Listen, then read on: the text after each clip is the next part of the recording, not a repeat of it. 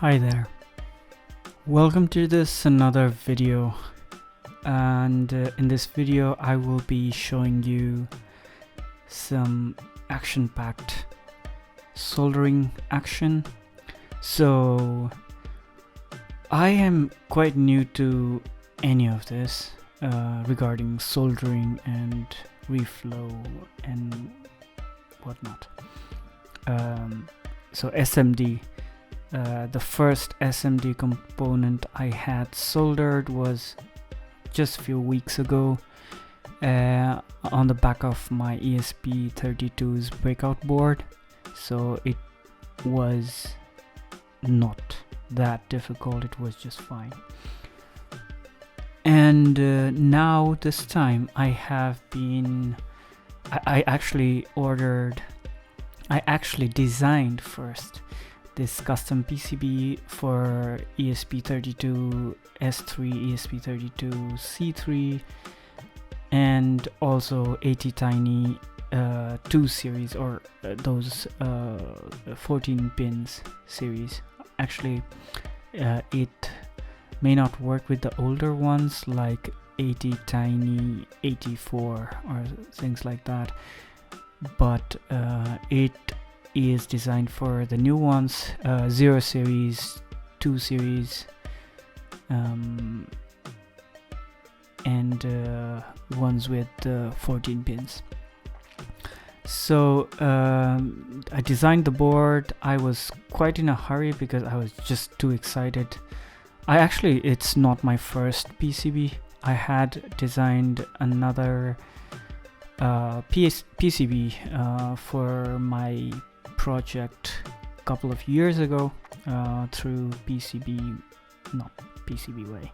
It was JLC PCB back then as well, and this time too. So it's quite cheap, quite easy to design these, and then to design it's easy, but I'm still learning. Like every time I do something, there's something better that can be done. So yeah, easy, but probably not that easy to get everything right.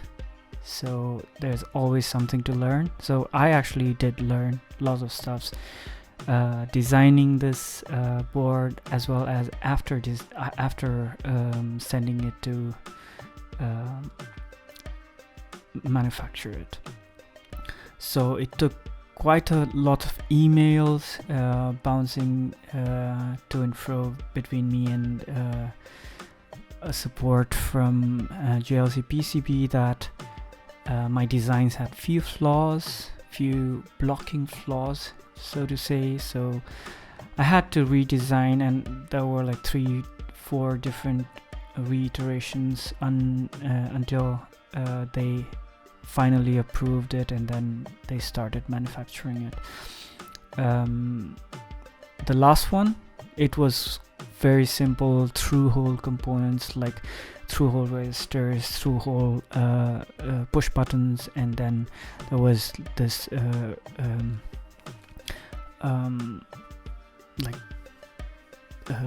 breakout, not breakout pins, but these header pins where you could fit the Node MCU module, which is this development board, Node MCU development board, you can say, onto the board based on 8266, which is the predecessor, or actually, yeah, it used to be popular. Like ESP32 was still quite new back then. So ESP8266 was quite common, and that was my project was based on that. And that was easy. It went through, it got delivered quite fast, no issues whatsoever. But this time, I tried to make it as small as possible, so that it's better to have it smaller, and then you can, like, for peripherals, you could good to fit everything inside a smaller box. right? So this is like average sized development board, and the main issues we were having was the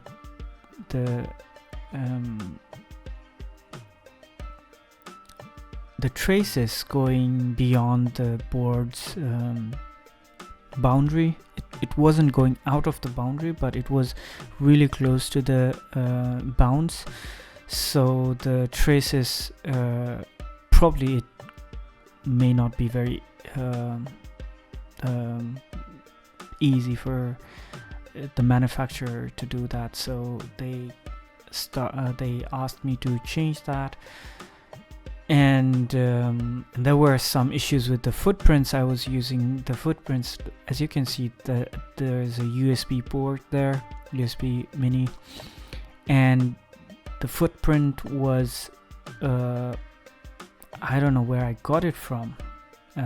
It should be like user contributed, and it was with some flaws. So it was the traces, and there was a cut which was intercepting, and I had to change that.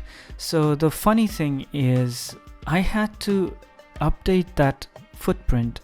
I could have just replaced it with some other footprint that was available, but I didn't do that. What I did was I just updated that footprint to fix that issue, which is much more work than just replacing it by some other footprint that is already there. And the mistake there of not just replacing that footprint was that the footprint I was using, I don't even remember why I chose that footprint, but the footprint was not matching the component I had. So I have really no clue why I selected that footprint, which was really weird one, had issues, and didn't even match the component I had. So yeah, I had to bend some pins from the pins. I mean the enclosure foot, these kinds of connections. They have like feet going down like a through hole, and then there are SMD pins for actual circuitry, and those pins didn't go in the holes. Rather, they were just like there were not even holes, there were just pads on that footprint, and I had to bend those legs to be SMD pins so that I could solder them on the pads. Issues like that. And then as you can see, I had done the reflow the first time in my life, and I used a little bit too much of the solder and too much of actually I think solder was fine. Solder paste was fine. I probably used too much solder flux, not solder flux, but the flux. So too much flux, so the components started floating on it, and then they just went crazy. And these three capacitors, they stuck to each other, and it was really hard to break them apart. And as you can see, the heat was still on. I totally forgot about how long this PCB has been on the hot plate. And what happened, I just tried all my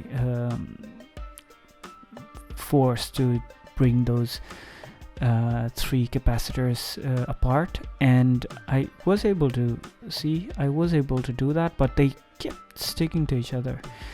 And this took me like the plate is hot, and it has been on for about 3-5 I think 5 minutes already.